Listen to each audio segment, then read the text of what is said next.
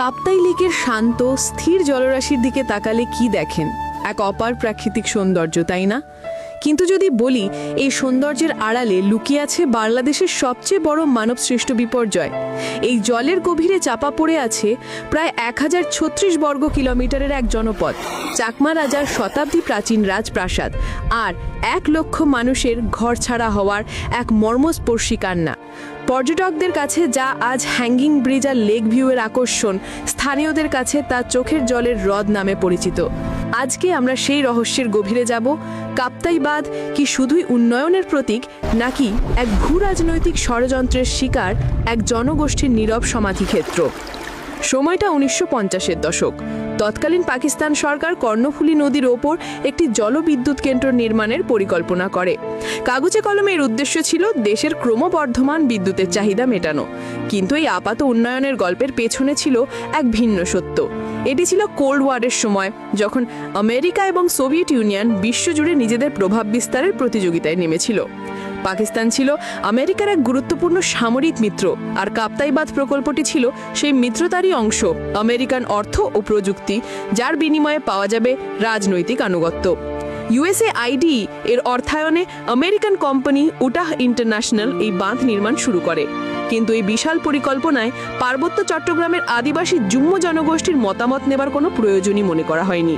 1962 সালে যখন বাঁধের 16টি স্লুইস গেট বন্ধ করে দেওয়া হলো, তখন কর্ণফুলী নদীর জল ধীরে ধীরে গ্রাস করতে শুরু করলো হাজার হাজার একর ভূমি। রাতারাতি তলিয়ে গেল পার্বত্য চট্টগ্রামের 40% উর্বর চাষের জমি, প্রায় 54,000 একর, যা ছিল যুম্ম অর্থনীতির মেরুদণ্ড। গৃহহীন হলো প্রায় 1 লক্ষ মানুষ, যাদের 70%ই ছিল চাকমা সম্প্রদায়। চাকমা ভাষায় এই মহাবিপর্যয়ের নাম বড়া পরাং বা দ্য গ্রেট এক্সোডাস। সরকার বাস্তুচ্যুতদের পুনর্বাসনের প্রতিশ্রুতি দিয়েছিল, কিন্তু সেই প্রতিশ্রুতি পরিণত হয়েছিল এক নিষ্ঠুর প্রহসনে। যেটুকু ক্ষতিপূরণ দেওয়া হয়েছিল তা ছিল একেবারেই নগণ্য। অনেক পরিবারকে এমন জায়গায় পুনর্বাসিত করা হয়েছিল যা কিছুদিন পরেই লেকের জলে আবার তলিয়ে যায়। তাদের ঠেলে দেয় দ্বিতীয়বারের মতো বাস্তুচ্যুতির দিকে। বেঁচে থাকার আর কোনো উপায় না দেখে প্রায় 40,000 চাকমা সীমান্ত পাড়ি দিয়ে ভারতে এবং 20,000 মানুষ মিয়ানমারে আশ্রয় নিতে বাধ্য হন। এই বড়া পরাঙের যন্ত্রণা কতটা গভীর তা ফুটে উঠেছে সামারি চাকমার লেখা কাপ্তাই বাঁধ বড়া পরাং ডুবুরিদের আত্মকথন বইটিতে, যেখানে বেঁচে ফেরা মানুষরা তাদের ভয়াবহ অভিজ্ঞতার কথা বলেছেন। প্রিয়বালা চাকমা নামের একজন স্মরণ করেন, ছোটবেলায় বড়দের মুখে ফিসফিস করে বাঁধের কথা শুনতেন আর ভাবতেন এত জল কোথা থেকে আসবে যা আমাদের পুরো বাড়ি ডুবিয়ে দেবে। সেই গুজব যখন সত্যি হলো, তাদের চেনা পৃথিবীটা পরিণত হলো এক স্মৃতিতে, যেখানে ফেরা যায় শুধু ডুবুরি হয়ে। পরিবারগুলো ভেঙে গেল, ভাই বোনেরা বড় হলো ভিন্ন ভিন্ন দেশের নাগরিক হিসাবে, যাদের মাতৃভূমি এখন জলের তলায়।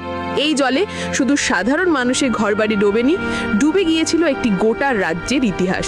ডুবে গিয়েছিল চাকমা জাতির রাজনৈতিক ও সাংস্কৃতিক কেন্দ্র, ঐতিহাসিক চাকমা রাজবাড়ি।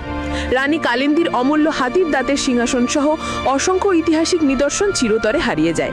আজও যখন খরার সময় কাপ্তাই লেকের জলস্তর নেমে যায়, তখন সেই শতাব্দী প্রাচীন রাজবাড়ির ধ্বংসাবশেষ ভূতের মতো ভেসে ওঠে, যেন এক ডুবে যাওয়া সভ্যতা তার অস্তিত্বের জানান দেয়। কাপ্তাই বাঁধের লাভ ক্ষতির হিসেবটি ছিল মারাত্মকভাবে ত্রুটিপূর্ণ এবং একপেশিয়ে।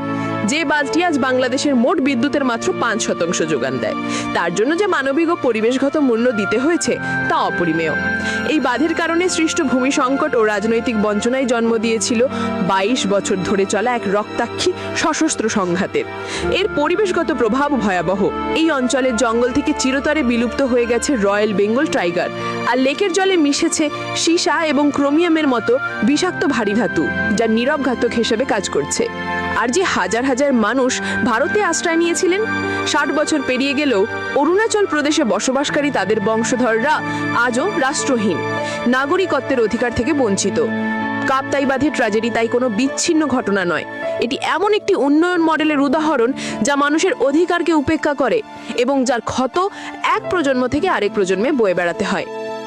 আপনারা কি মনে করেন, উন্নয়নের নামে এমন বিনাশ কি মেনে নেওয়া যায়?